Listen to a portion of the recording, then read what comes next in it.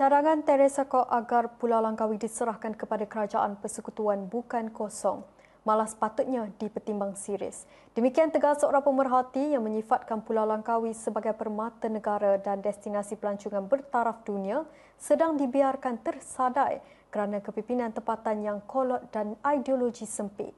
Meskipun setuju dengan cadangan Teresa, namun pada masa sama beliau menemplak kenyataannya yang seolah-olah menyalahkan pentadbiran Islam tidak maju atas kelemahan Langkawi.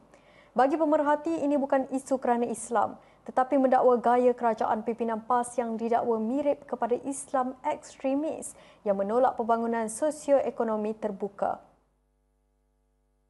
Kata pemerhati, jika benar PAS mentadbir sebegini, maka sudah tiba masanya Perdana Menteri Datuk Seri Anwar Ibrahim berbincang semula dengan Sultan Kedah agar Kerajaan Persekutuan kembali mengambil alih pentadbiran Pulau Bebas Cukai ini. Sarannya, sepatutnya Langkawi kembali kepada sistem yang ditadbir penuh oleh Lembaga Pembangunan Langkawi atau LADA, yang mana LADA diletakkan di bawah tanggungjawab Persekutuan meskipun masih dalam pentadbiran Kedah. Dakwa pemerhati, di bawah pentadbiran era Tun Dr. Mahathir Mohamad, Langkawi yang sebelum ini padang jarak padang terkukur dibangunkan berbilion ringgit melalui LADA sehingga berubah menjadi pusat pelancongan bertaraf dunia. Tetapi ketika Tun Dr. Abdullah Ahmad Badawi memimpin negara, dakwa pemerhati, Langkawi dikembalikan semula kepada kerajaan negeri dan sejak itu pembangunan tersekat di tangan kepimpinan yang enggan bergerak seiring arus modernisasi. Terdahulu, Teresa mengkritik kerajaan Kedah pimpinan PAS yang didakwanya gagal membangunkan Pulau Langkawi, sebaliknya bercita-cita mahu mengambil alih Pulau Pinang. Beliau berkata Langkawi yang kaya dengan potensi pelancongan sepatutnya dimajukan dengan lebih baik sekiranya diurus Kerajaan Persekutuan. Teresa turut mencadangkan agar kerajaan pusat mentadbir Pulau Langkawi sebagai wilayah persekutuan atau zon antarabangsa bagi memastikan pembangunan pelancongannya lebih terancang.